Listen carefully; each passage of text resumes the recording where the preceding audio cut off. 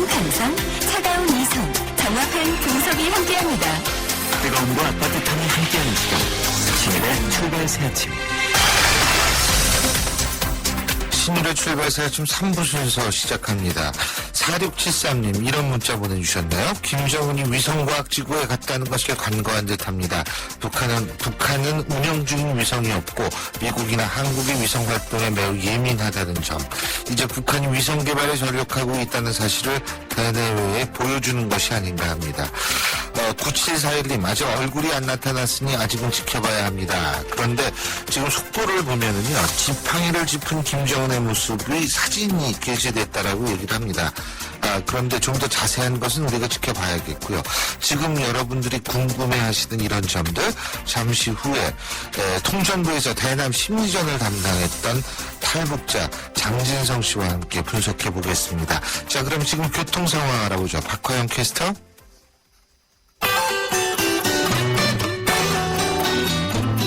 오늘 아침 춥다라는 말이 절로 나오는데요. 준비된 차량 점검이 가을철 안전운행의 시작입니다. 국회대로 여의도 쪽으로 부천 시계에서 2교 쪽으로 지나기 어렵고요. 신월 외곽 쪽으로 가는 데는 경인 첫 번째 지하차도에서 부천 시계까지 밀립니다. 경인고속도로 외곽으로 부평에서 서인천까지 조금 더 정체가 늘었고요. 반대 여의도 서울 쪽으로는 부천에서 신월 쪽으로도 밀립니다. 올림픽대로 잠실이나 하남 쪽으로는 행주대교부터 뚝 속도가 떨어져서 여의도권 정체 계속됩니다. 노들로는 한강대교 쪽으로 정체 감안해 주셔야겠고요. 한강대교 이후로는 속도를 내고 있습니다. 일교차 큰 남시 감기 조심하시고요. 신일의 출발새 아침 교통정보였습니다.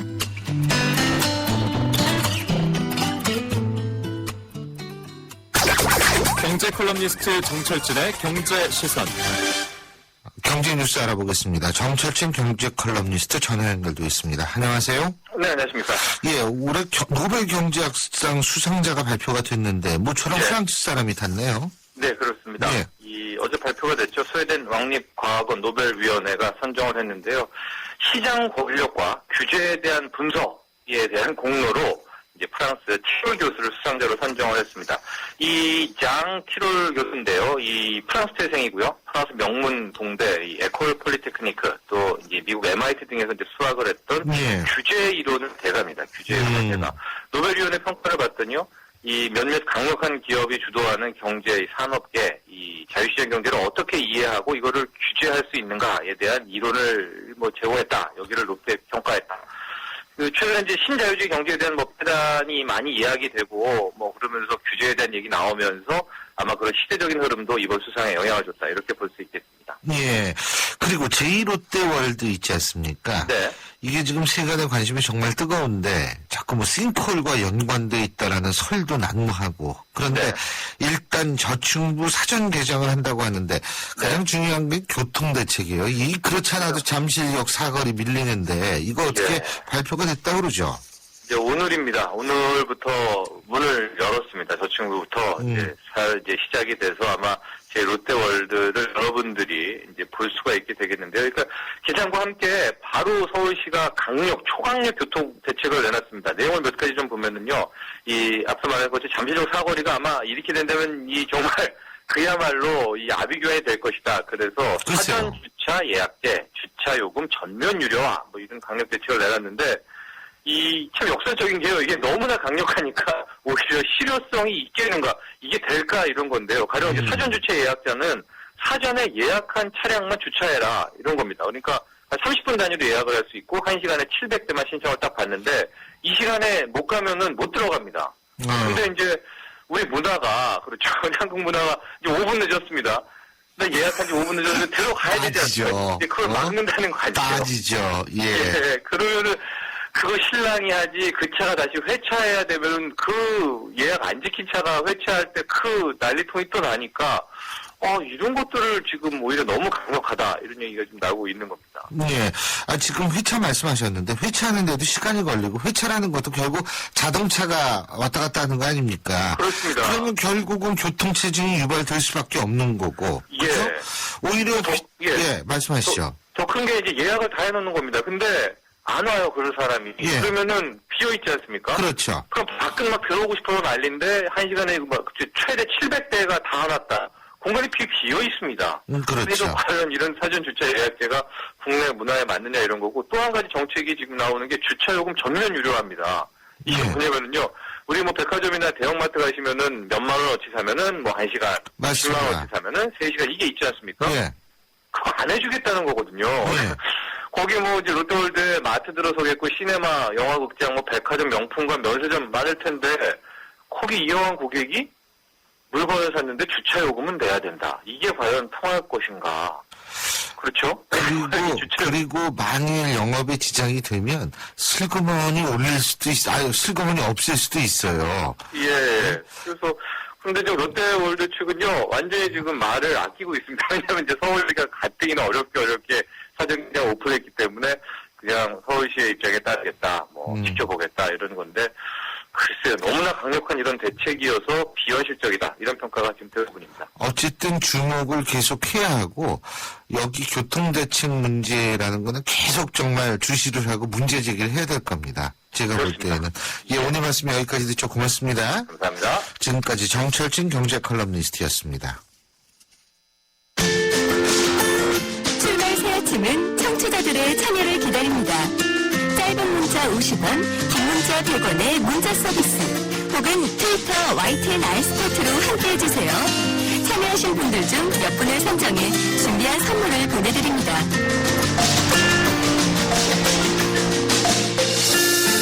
사이버 망명이라는 신조어로 생산한 검찰의 사이버 검열 논란이 국회 국정감사에서 지금 화두로 떠오르고 있습니다. 검찰의 이 사이버 감찰 논란으로 어제 국회 국정감사 현장이 아주 뜨거웠다고 하는데요. 법무부 국정감사 현장에서 여당으로서 이 사이버 감찰 문제를 날카롭게 지적한 새누리당 홍일표 의원 연결해서 보다 자세한 얘기 나눠보겠습니다. 홍 의원님 안녕하십니까? 예, 안녕하세요. 예. 어제 사이버 감찰 얘기가 많이 나온 모양이죠? 국감에서요? 예, 그렇습니다. 예. 특히 달검찰청의 이 사이버 수사 관련 내부 자료가 공개가 됐는데 우선 이 자료에는 어떤 내용이 지금 담겨 있어서 문제가 되고 있는 거죠? 그게 대책회의를 한 문건인데요. 예. 사이버 유언비어 명예훼손 상시 점검 방안 이런 예. 제목을 해가지고 그 내용을 보니까 이제 점검의 필요성에 대해서 쭉 설명을 하고 예. 그러니까 이제 뭐 유언비어나 명예훼손 이런 것에 대한 이제 그 피해를 예방하기 위해서 이런 예. 것들을 점검할 필요가 있다 이렇게 해놓고 점검 방안으로서 전담 수사팀과 포털사 간의 핫라인을 구축한다 예. 이런 내용이 있고 그 다음에는 이제 실시간 인터넷 모니터링을 해보자. 예. 유언비어나 명예훼손의 주요 타깃으로 지목된 논제와 관련된 특정 단어를 입력 검색해서 실시간으로 적발한다. 예. 이런 내용들이 들어있습니다. 그러니까 실시간이 이게 지금 실시간이 문제가 되는 거 아니겠어요? 그죠? 그렇습니다. 예, 예. 그러니까 인터넷 실시간 모니터링. 예. 바로 이제 이런 표현이 그런 이제 문제를 불러일으킨 요인이 아니었나 그렇게 보여졌습니다. 그리고 인터넷 모니터링이라는 것이 지금 많은 사람들이 이제 궁금해하는 카톡과 같은 일종의 SNS의 역할을 하는 그러한 것을 의미하는 것인지 아니면 인터넷 포털 사이트를 의미하는 것인지 이 부분에 대한 것도 실제로 불분명한 거 아닙니까? 그렇죠. 여기서는 이제 그렇게 표현되니까 이 개인들이 카톡으로 이렇게 서로 하는 그런 메신저까지 다 보는 거 아니냐 이렇게 오해가 됐는데 어제 이제 법무부에서는 여기서 인터넷 모니터링이라는 것은 이제 공개된 그러니까 포털 사이트에서 아무나 가서 볼 수 있는 그런 인터넷 사이트를 우리가 수시로 점검해서 거기서 어떤 명예훼손적인 요소가 나오면 그거와 관련된 이 모니터링에 범죄 수사에 들어가겠다 이런 취지였는데 예. 그게 이런 이제 대화방까지 다 들어가서 보는 걸로 실시간으로 볼 수 있는 것처럼 그렇게 오해가 된 것 같습니다. 실제로 다음 카카오 측 같은 경우에는 실시간 모니터링은 불가능하다. 지금 이런 입장이잖아요. 그죠? 그렇습니다. 예. 이제 저희들도 그 이제 실시간 모니터링이 사실은 이제 그 법무부나 검찰이나 경찰에서 이제 이 사이버에 대한 영장 신청을 하는 것 중에 압수수색 영장이 있고 감청 영장이라는 게 있거든요. 예. 근데 이 압수수색 영장은 이제 지나간 거에 대한 그 기록을 이제 압수해서 보겠다는 것이고, 이제 감청 영장이라는 것은 그 대화를 이제 실시간으로 들어보겠다. 영장을 받아서 그 영장이 기재된 시간에 일어나는 대화를 이제 들어보겠다. 이런 것으로 우리가 이제 이해를 하고 있었는데, 이 감청영장의 집행 방법이 카카오톡에서도 여기 감청 설치가 안 돼 있어. 서버에 감청 설비가 없어서 실시간 감청은 원래부터 기술적으로 불가능하다. 그래서 다음 카카오에서는 그동안 그 감청영장이 이제 집행을 요구받았을 때 그 과거 일정 기간의 대화 내역을 모아서 수사기관에 전달했다. 이런 방식으로 했다는 것이거든요. 그래서 실시간 감청, 실시간 모니터링, 뭐 이런 거는 기술적으로 현재는 이제 있을 수가 없다. 이런 것들이 확인이 됐습니다. 그리고 사실 사이버 명예훼손에 관한 문제라고 우리가 봤을 때는요, 이게 뭐 게시판, 포털 사이트의 게시판 이런 것도 물론 중요할 수 있겠지만 SNS로 퍼지는 거 이게 이제 사실 제일 큰 문제 아니겠어요? 근데 그건 어떻게 할 수가 없는 거 아니에요, 지금? 그렇죠. 예. 그래서 이제 지금 여기서는 그거를 뭐 이 피해 확산을 막는 부분도 있지만 검찰의 목적은 결국은 이제 범죄 수사거든요, 이게. 그러니까 이런 이 범죄를 이제 일어나는 것을 이제 누가 이런 일을 했는지 이제 밝혀내서 처벌하는 이런 것이 목적이기 때문에 범죄와 관련이 없는 것은 아무런 문제가 없는 것인데 이게 그냥 그 사이버 검열 이렇게 해서 어떤 사람과 관련이 있는 많은 다른 사람들까지 다 피해를 볼 수 있다 이런 식으로 이제 오해가 되다 보니까 너무 파장이 커진 것 같습니다. 그리고 이게 더군다나 그 박근혜 대통령이 대통령에 대한 모독이 도를 넘었다. 이 발언 바로 이틀 지난 후에 사이버 명예훼손 전담 수사팀 만들고 뭐 이렇게 되니까 이 사람들이 더 오해를 할 수 있는 환경이 된 거 아닌가 이런 생각은 들거든요. 어떻게 보십니까? 저도 그렇게 생각합니다. 그 대통령 그런 이제 지적은 지적이고 검찰로서는 그 어제도 그 황교안 법무부 장관이 그런 야당 의원들로부터 이제 그런 지적이 나오니까 자기가 취임 초부터 이 검찰에서 이 사이버 명예훼손이나 이런 피해를 좀 단속하도록 계속해서 강조해 왔다. 그래서 갑자기 일어난 게 아니다. 이렇게 말은 했지만 사실은 이제 국민들이 이런 거에 대해서 관심을 갖게 된 게 바로 이런 이제 대책회의라든가 검찰 스스로 보도자료를 내가지고 앞으로 이런 걸 단속하겠다 이렇게 하는 바람에 이제 관심이 고조되기 때문에 지금 검찰의 조치가 오히려 역으로 열심히 하겠다고 했지만 그게 오히려 국민들을 불안하게 한 큰 원인이었다 이렇게 보여지고 기술적으로 좀 미숙했다 이렇게 생각이 됩니다. 그리고 또 한 가지는 뭐냐면 뭐 지금 홍 의원님께서도 그 수사할 때는 뭐 어쩔 수 없다. 그거는 맞는 말씀이신데 이게 아무리 인터넷 포털 카카오톡은 아니라 하더라도 인터넷 포털에 하더라도 이 수사할 때는 그렇습니다만 이 명예훼손이라든지 이런 것의 당사자가 문제 제기를 하지 않는 상태에서 검찰이 알아서 뭐 이거 한다라는 그런 뉘앙스라는 것도 문제가 될 수 있는 건 아닌가요? 어떻게 보십니까? 그렇습니다. 아주 정확한 지적이신데요. 그래서 어제 법무부에서도 이 자기들이 인터넷 모니터링 한다는 것이 그냥 뭐 알아서 검찰이 판단해서 한다는 게 아니라 그 피해자의 문제 제기가 있을 때 거기에 따라서 그 문제된 사안을 이제 들여다보겠다 이제 그런 뜻이었다 이렇게 해명을 했고 예. 원래 명예훼손이라는 것은 이제 반의사 불벌죄거든요. 예, 예. 그러니까 피해자가 이제 내가 처벌할 의사가 없으면은 그게 뭐 무슨 얘기든 아무 상관이 없는 거고 그걸로 인해서 내가 명예가 훼손됐으니까 이걸 처벌해달라 이런 요청이 있어야 범죄 수사가 가능하고 처벌이 될 수가 있기 때문에 검찰에서 그렇게 하는 것도 그런 과정을 좀 이렇게 적시를 했었으면 이제 좋았지 않았나 그런 생각인데 그런 게 좀 아쉽습니다. 예. 그리고요, 다음 카카오 측에서 어제 기자회견 한 거 우리 홍 의원님도 보셨죠? 예, 예. 거기에서 그 대표이사가 감청영장 나와도 난 불응하고, 예?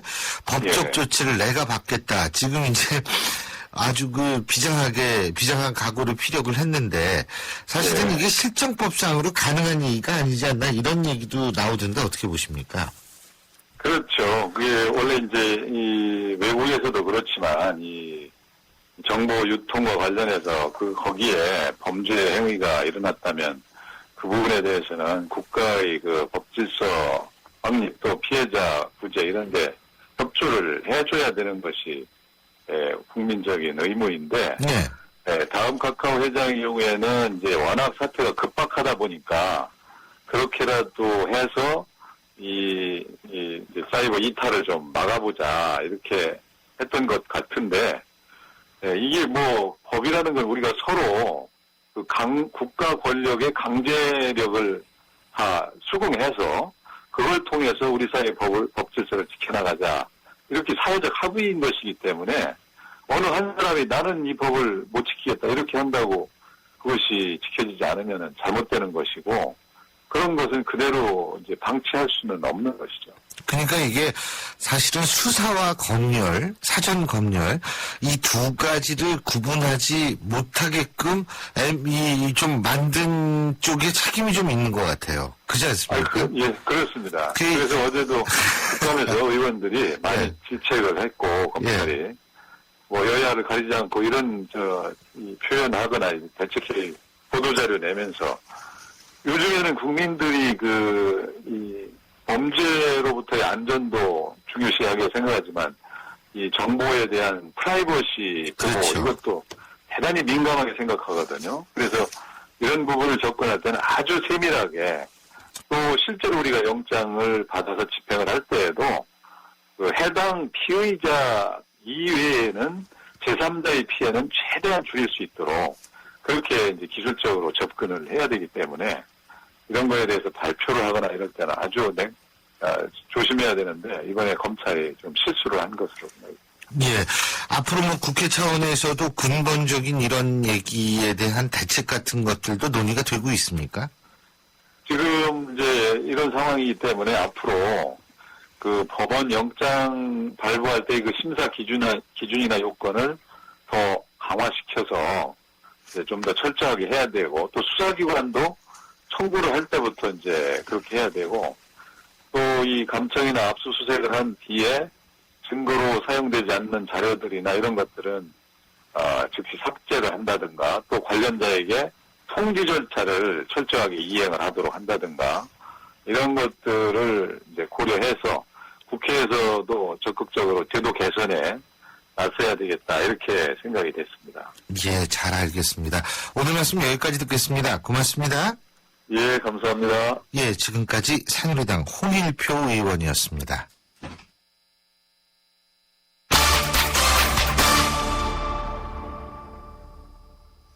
예, 저희가 앞서 말씀드린 대로 김정은이 40여일 만에 다시 등장했습니다.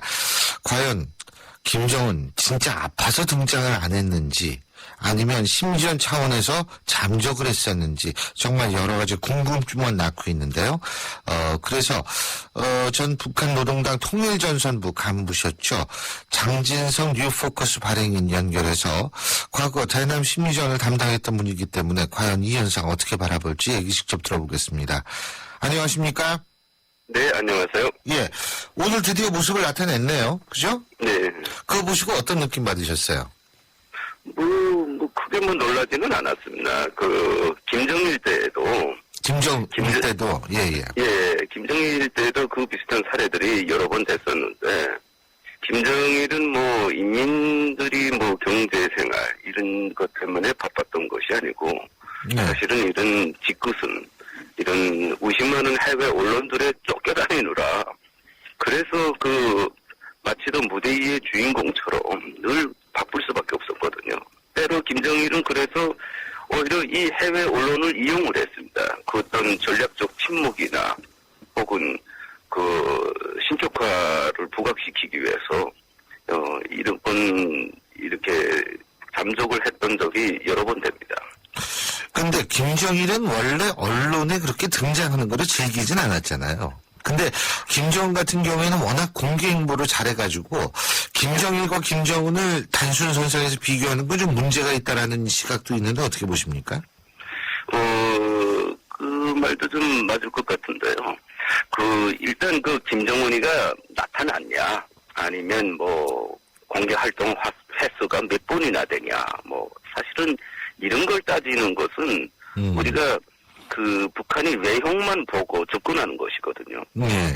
정말로 우리가 북한에 대해서 심층적으로 이해를 하려면 이번에 같은 경우에도 김정은이가 공백이었지만은 공개 활동에서 나타나진 않았지만은 북한 체제가 정상적으로 가동되지 않았습니까? 네. 그러면 언론들이나 학계에서는 김정은이가 몇 번 나타나고 과연 나타났냐 안 나타났냐 이걸 따질 것이 아니라 그 북한 체제 시스템이 어떻게 움직이는가 이 비결에 대해서 들여다보려고 해야 되는데 전혀 그런 게 없는 겁니다.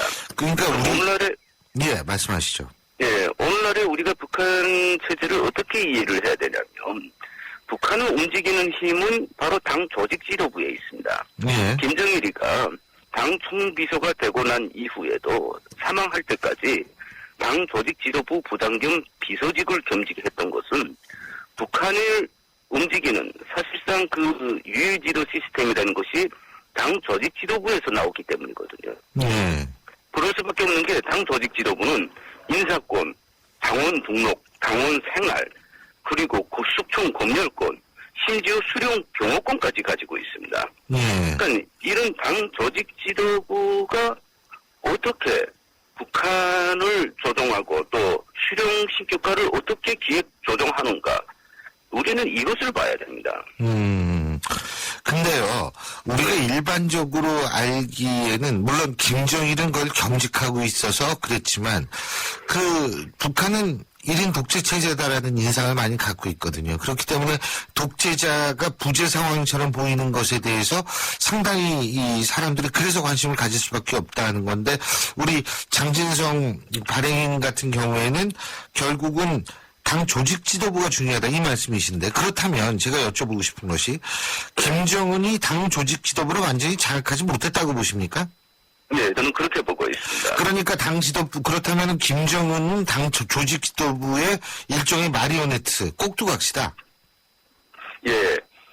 그 근거가 뭐냐면, 네. 요번에 황병서가 왔을 때도 선글라스를 낀 경호원들을 대동하고 네, 나타났습니다. 맞습니다. 네, 근데 이것은 일종의 권력 과시자 분파 행위에 해당됩니다. 네, 그리고 황병서가 이번에 정말 김정은 체제의 선전 목적을 갖고 왔으면 네. 전용기까지 타고 왔기 때문에 체육인들을 만나는 자리에서 혹은 우리 기자들을 만나는 자리에서 김정일 때 같으면 북한이 소위 최고 존엄을 홍보하기 위해서 예.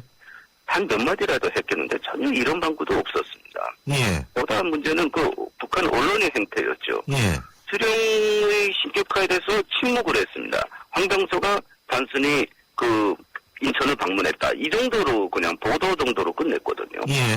그리고 김정은이가 당 조직 지도부를 장악하지 못했다는 결정적 근거는 뭐냐면 바로 장성택 처형 사건입니다. 원래 예. 정상적인 당 조직 지도부라면 설사 김정은이가 누구를 초용하라 하고 지시했어도 예. 쉬쉬했어야 됩니다. 왜냐하면 수령 일가기 때문에 수령 일가에서도 역적이 나온다. 이것은 수령 신격화에 굉장한 저해를 주거든요. 아하. 더구나 북한은 3대 멸족 연자제 국가예요. 예. 결국은 김정은이가 3대 멸족 연자제 반당 반혁명 분자의 격화가 되는 거 아닙니까? 그렇죠. 예. 예. 네.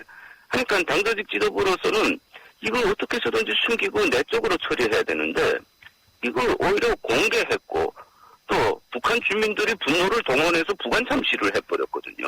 예. 그 이유는 뭐냐면 김정일 정권 때 김정일이 유일지도 체제 확립을 위해서 장성택을 교과지로 보고 계속 견제를 했었기 때문에 앙숙관계였던 당정지구였던 겁니다. 예. 그러니까 이런 앙숙관계가 김정일 사망 후에 김정은의 그 친정정치로 계속 발전하니까 그러니까 이렇게 공개적으로 김정은도 어쩔 수 없이 그 대외적으로 먼저 보도함으로써 돌이킬 수 없는 과오로 만들었거든요. 예. 그렇다면은 이번에 김정은의 이 잠적이라는 것과 당 조직 지도부의 관계는 어떨까요? 진짜 김정은이가 아파서 잠적을 했을까요? 아니면 당 조직 지도부의 생각에 김정은이가 잠시 안 나타났다가 나타나는 게 좋아서 그랬다, 이런 판단을 해서 그랬을까요? 저는 이런 상상을 해보는데요. 그 김정은이가 자기가 수령 연기자로서 계속적으로 대외 활동을 했지만은 실제적인 권력은 갖고 있지 못하지 않습니까? 그러니까 어찌 보면 오늘날의 북한 권력 구조는 수령과 당 조직 지도부의 갈등이라고 봐도 이거 무리가 없을 것 같습니다. 그러니까 김정은으로서는 최고인민회의 이번에 대의원 회의를 했지만 아무런 결과 없이 끝났어요. 그러면 최고인민회의 대의원 소집을 했을 때에는 그 어떤 정책적 혹은 인사에 대한 어떤 의도를 갖고 그거를 소집을 했다는 것인데 이게 아무 결과 없이 끝나는 것과 동시에 김정은이가 잠적을 해버렸습니다. 예. 그리고 그 기간에 황병서나 이런 그 최령해를 비롯해서 이런 사람들이 자기 권력 과시를 하면서 여기 인천도 방문했었습니다. 그러니까 저는 이 당조직 지도부, 김정은이가 정말 자기 권력을 가지자면 이 당조직 지도부가 김정은 사람들로 구성돼야 되는데 오늘날의 당조직 지도부는 아버지 세대의 동지들이에요. 예. 김정일 측근들이 그대로 옮겨와서 김정은을 둘러싸고 있는 거거든요. 예. 그러니까 김정은이를 한마디로 이야기하라면 부모 없는 고아인 것과 동시에 유일한 후견인이었던 장성택마저 이런 정치적 고아입니다. 정치적 고아. 예. 알겠습니다. 그렇다면은, 이러한 것들이 대남 심리전으로 바라봤을 때는 어떤 의미가 있을까요? 일단, 북한의 대남 전략 행태를 보게 되게 되면, 그, 과거와 많이 다르게 굉장히 엇박자로 계속 진행되고 있습니다. 예. 이것은 김정일 때는 목여연하게 어떤 전략 예측 가능했다 이 말씀이시죠? 네. 근데 지금의 그 북한 대남 전략 행태를 보게 되면 대화하자고 했다가도 또 얘네들 청소요. 침범을 하기도 예. 하고 또 이게 사격도 하고 그러지 않습니까? 예. 그러니까 지금 아직도 북한이 권력 그 정리 과정이다. 그러면 누구에 의한 권력 정리 과정이냐? 김정은이가 절대 아닙니다. 김정은이가 권력 정리를 하자면 최소한 수령 경호권이라도 자기가 가졌어야죠. 그건 당조직 지도부가 갖고 있는데 결국은 군적 경호가 아니라 군적 감시를 받는 처지인데 그러니까 이 당조직 지도부가 저희들의 이견을 어떻게 일체화시키는가 이 과정에서 일어나는 혼동이다. 저는 이렇게 보고 있습니다. 그렇군요. 예, 잘 알겠습니다. 오늘 말씀 여기까지 듣겠습니다. 고맙습니다. 네, 감사합니다. 예, 지금까지 전 북한노동당 통일전선부 간부였고 대남 심리전을 담당했던 장진성 뉴포커스 발행인이었고요. 신유리 출발새 아침 3부 순서는 여기까지입니다. 잠시 뒤 4부에서 뵙겠습니다. 인천 지역 맞춤형 일자리 창출 지원 사업. 인천 지역에 맞는 맞춤형 교육을 통해 준비된 인재가 지역의 관련 기업으로 취업하는 사업입니다.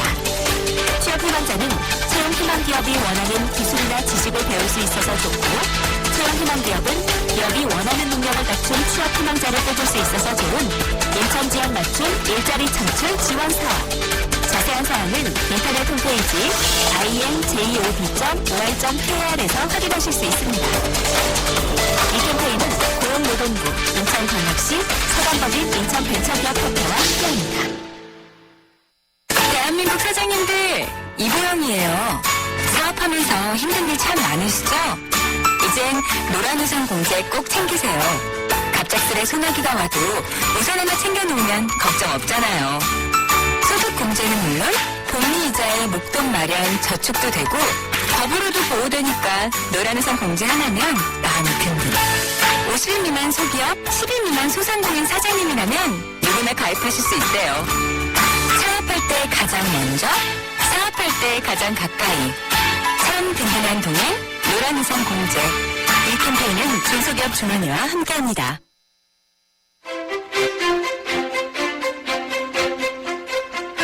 여러분은 지금 신율 교수가 진행하는 출발 새 아침을 듣고 계십니다. 요새 국감장을 뜨겁게 달구고 있는 사안, 이 모바일 휴대전화에 관한 문제도 있고, 조금 전에 저희가 인터뷰를 했던 이른바 포털 사이트 실시간 검색이 검열이냐 아니냐 이런 문제도 있고 한데요. 단톡법 문제도 사실 만만치 않은 문제인 것만은 확실합니다. 너무 비싸다. 지금 이런 얘기가 나오고 있는데, 어쨌든, 이게 비싸다, 이게 온 국민의 관심이 되는 이유는 온 국민이 다 휴대전화 하나씩은 갖고 있기 때문이라는 생각이 드는데요. 한 20년 전이면 지금으로부터 한 1994년, 이때는 정말 호신용 휴대전화라고 생긴 이 망치 같은 거 들고 다녔죠. 근데 그때는 정말 부의 상징이었습니다. 하지만 지금은 그렇지 못했는데, 과연 옛날의 통신은 어땠을까?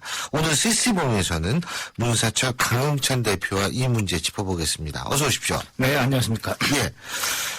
옛날에는 전화도 없었고, 예. 소식을 전했을 땐 사람이 가야 되죠. 그렇죠. 인류가 탄생해서 한 수백만 년 동안 사실 최근에 몇십 년을 제외하면은 사람은 사람이 직접 전하는 수밖에 없었습니다. 이제 예. 개인은 직접 걷거나 인편에 편지를 이제 주고받았는데 국가에는 역참이라는 걸 둬서 말을 타고 달리게 했죠. 편지를 든 그 전령이. 네. 삼국시대부터 있었다고 하는데 이 역참왕이라고 할 때 참이라는 게 이게 한 참, 두 참 해가지고요.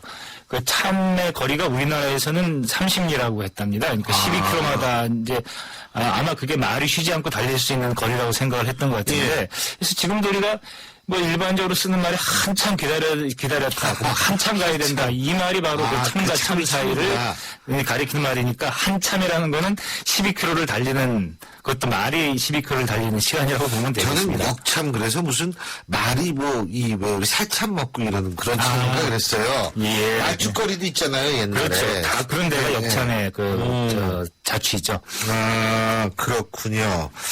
그러면은 한 12km 정도 된다. 네. 근데 지금은 실시간으로 알려지는 거나 마찬가지잖아요. 사실 그렇죠. 정도가. 예. 그죠? 바로 동시에 주고받을 수 있죠. 그때는 근데 그러니까 사람이 직접 가고 말 타고 가고 그러니까 얼마나 예. 어렵겠어요.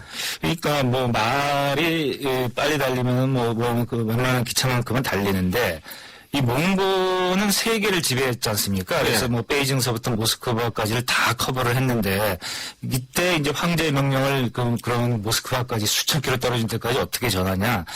이 역참이라는 참이라는 말이 원래 몽고에서 전래된 말이고요. 원나라가 지금의 중국인데 거기 1519곳이나 역참이 있었고요. 거기 땅덩어리가 크니까 60km마다 참을 뒀답니다.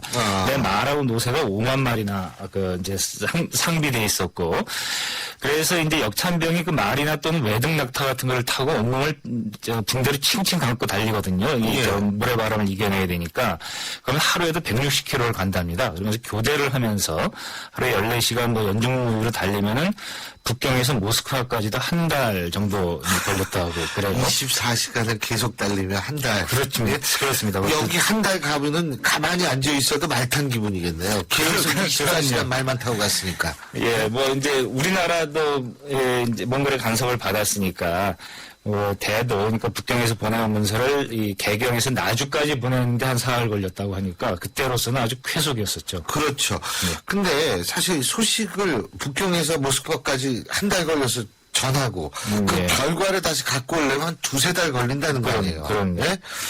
참. 근데 어쨌든 전쟁이 일어났다. 혹은 예를 들면 우리 아까 몽고 얘기했지만 아니면 어떤 지역에서 내란이 일어났다. 이걸 보고해야 되는데 이걸 이렇게 오래 걸리면 되겠어요? 그렇죠. 그런 동안에 전쟁 다 끝나버리면 나라가 망해버리겠죠. 네. 그래서 이제 그 방법으로 옛 사람들이 개발한 하이테크 통신 수단이 봉수였습니다. 봉화요. 봉화는 이제 밤에 이 쌀나무 같은 거에다 관솔불을 펴가지고 횃불을 피우고 낮에는 뭐 일이나 늑대의 배설물을 가지고 불을 피운답니다. 그래가지고 멀리서도 잘 보인다는데 예. 그러면은 한경도에서 만약에 변란이 일어났다. 이걸 아차산을 통해서 남산으로 아차산, 여기 들어오거든요. 서울에 있는 아차산. 그렇죠. 서울에 말씀하시는 거죠? 이제 들어오는 관문이 아차산의 봉수대죠. 그럼 그 봉수대를 보고 남산에서 피워 올리면은 이게 전쟁이 일어났구나. 근데 이 전쟁도 단계별로 뭐 한 번 올리면은 뭔가 이렇게 좀 심상치 않다 해서 5개까지 단계가 있답니다. 그래가지고 5개, 이게 5개가 연속으로 올라가게 되면은 이건 전쟁이다. 뭐 이런 걸 알렸으니까 적어도 한경도에서 서울까지 12시간에 도달할 수 있는 거면 상당한 속도라고 봐야 되겠죠. 그 당시로서는. 근데 이게 불로 이렇게 피워가지고도 12시간이 걸리네요. 상당한 속도가 아니라 생각보다 늦다. 우리가 영화에서 보면 착착착 이렇게 이제 착착 되잖아요. 그게 12시간입니다. 전기 이용한 통신. 아무래도 이건 전기가 발명이 된 다음에나 나왔을 텐데. 그렇습니다. 오늘날 뭐 전화의 기원은 이제 전기, 그 다음에는 이제 그 전기를 갖다 무선으로 전달하는 방법, 이거가 되는데 전기를 이용한 통신은 그 모스보어로 유명한 모스. 네. 그 사람이 1837년에 그 전신보호로 특허를 얻어서 전신 사업을 시작을 했고요. 그 다음에 전화는 이제 전선으로 음성을 보내는 게 전화 아닙니까? 그렇죠. 그건 1876년이랍니다. 우리나라 개항될 무렵인데요.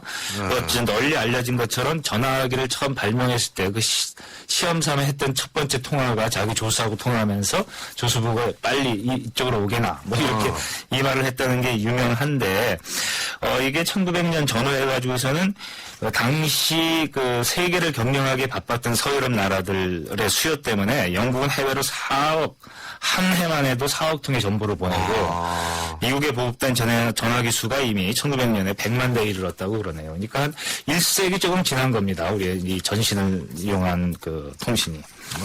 그렇군요.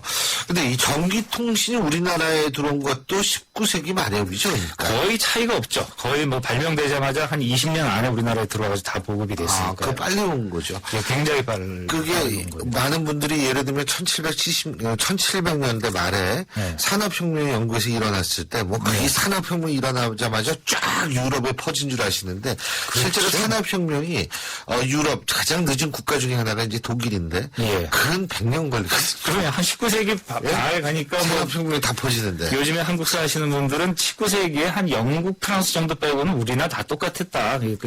맞습니다. 문제 해결 네. 속도가 그렇게 이야기를 하죠. 근데 그래서 우리나라가 20년 정도 차이 난다면 그때 수준으로 굉장히 빨리 들어온 거죠. 우리는 뭐 전차 같은 경우도 가령 이제 그 동양에서는 제일 먼저 들어온 나라 중에 하나에 속하고요. 전기통신도 마찬가지였습니다. 근데 그 뭐 역사를 바꾼 역할을 했다고 그러더라고요. 굉장히 재미난 사건이 있는데 100번 실려 있다는 이야기도 있는데요. 저는 읽었을 때 못 봤는데 1897년 8월 26일 날 인천 지역에서 사형수가 한 명 있었어요. 김창수라고 24살 먹은 젊은이였는데 이거 이제 예전에도 사형은 왕이 최종적으로 재가를 해야만 집행이 되거든요. 근데 이제 왕이 이렇게 가만히 보니까 그 사형의 그 이유가 이 친구가 살인을 했는데 국무의 원수를 갖겠다. 즉, 명성황후를 시한 원수를 갖겠다면서 일본군 장교라는 쓰시다라는 사람을 죽인 죄라고 해요. 그래서 그 사람이 진짜 죽였는지는 확인되지 않았지만 어쨌든 그런 이유로 살인을 했으니까 고종 입장에서는 좀 보류를 시키고 싶었던 거죠. 이런 젊은이인데 살려주고 싶은 자기 부인을.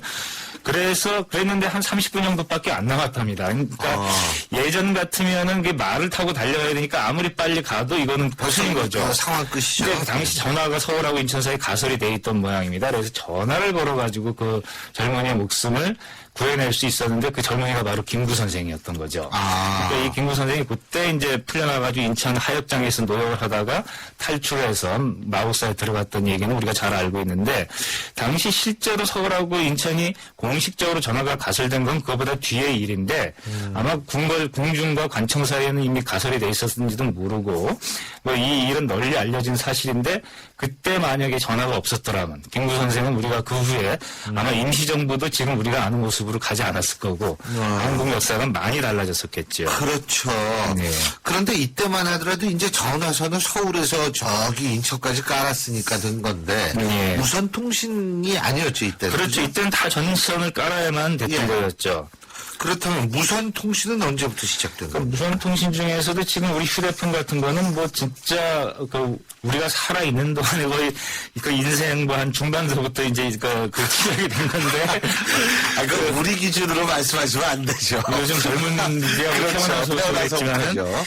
그런데 사실은 이 신호를 그러니까 문자 신호를 보내는 건 그보다는 좀 많이 빨라서 1895년이면은 벌써 그러니까 전화가 발명된 지 한 20년 안짝으로 무선 전신이 시작되는데 그 사람이 이제 그 마르코니라는 이탈리아 사람이죠. 근데 당시에는 이게 굉장히 많은 방해를 받았다고 합니다. 왜냐하면은 당시 이미 무선이 아니라 유선, 이 해저 케이블 같은 것들이 전 세계에 많이 깔려 있었기 때문에 그 무선 통신이 만약에 성공하게 되면은 자기들 그 사업체들이 굉장한 타격을 받거든요. 그래가지고 과학적인 이론까지 동원을 해가지고 무선은 끼케하면 160km 이상 못 간다. 뭐 이런 식의 이제 이야기들을 했는데 마르코니는 보기 좋게 도보해협, 영국과 프랑스 사이에서도 이 해저 케이블을 이용하지 않고 여기에 성공을 했던 겁니다. 그래서 이게 우리나라에도 우리나라에는 이제 전화가 들어올 무렵에 거의 뭐 비슷한 그 시기에 들어와서 사실은 우리나라에서는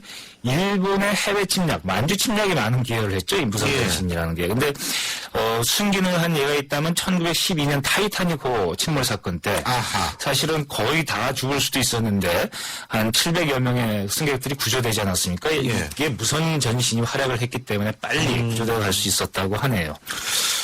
근데 어쨌든 지금 우리가 사는 세상 스마트폰 참 다양합니다. DMB부터 시작을 해서 전화도 되죠. 인터넷도 되죠. 모든 게 다 되는데 편리해졌죠. 그렇습니다. 근데 진짜 삶의 퀄리티 오브 라이프, 삶의 질이 높아졌는지 이거는 또 다른 문제인 것 같아요. 다른 문제입니다. 제가 하필 오늘 이야기를 하려고 그랬는지 나오면서 휴대폰을 집에다 놓고 왔어요. 근데 한편으로는 좀 불편한 듯 하면서도 지금 굉장히 좀 홀라분한 느낌이. 그래요? 신경이 잘 안 저는 쓰이고. 중독증이 있기 때문에 놓고는 그렇습니까? 잘 때도 잡고 잡니다. 그러니까 바로 그런 게 문제죠. 지금 우리가 이 스마트폰이 뭐 거의 지금 일상화돼서 사실 제가 지금 조금 불편한 건 시간 확인을 시간조차도 이제 휴대폰을 하는데 그걸 못하니까 약간 답답하더라고요. 그런데 가만히 생각하면 진짜 엄청나게 편리해진 거예요. 우리가 과거에 진짜 지금 살펴봤지만은 한 1900년대 이전에는 사람들이 진짜 소식을 전하기 위해서 얼마나 애를 태웠을까. 그리고 사랑하는 사람의 소식을 빨리빨리 못 들어가지고 얼마나 애를 태웠을까 생각하면 지금 사람들은 옛날보다 뭐 수억 배 이상 다 행복해져 있어야 되는데 그렇지 못하고 우리나라가 휴대폰 보급률이 높지만 자살률도 세계 1위 아닙니까? 그렇죠.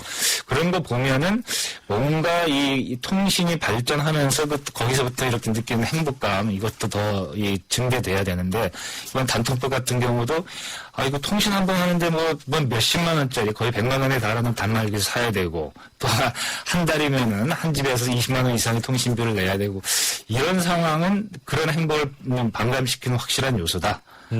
개선이 됐으면 좋겠습니다. 맞습니다. 때로는 듣고 싶지 않은 것을 듣지 않을 권리도 있는데 우리는 그런 권리를 지금 잊고 사는 것 아닌가 이런 생각이 드네요. 오늘 말씀 여기까지 듣겠습니다. 고맙습니다. 네, 감사합니다. 예, 지금까지 문사철의 강흥천 대표였습니다. 신율의 출발 새 아침 오늘 순서는 여기까지입니다. 오늘도 김정은이 새벽에 갑자기 등장했다는 소식 때문에 정신없이 이 방송을 한 하루였는데요. 오늘 하루도 여러분 활기찬 하루 되시길 바라겠고요. 저는 내일 오전 7시 10분에 다시 찾아뵙겠습니다. 지금까지 신율이었고요. 프로듀서 김혜민, 작가 이영선, 조은별이었습니다. 자, 오늘도 활기찬 하루 되십시오. 고맙습니다.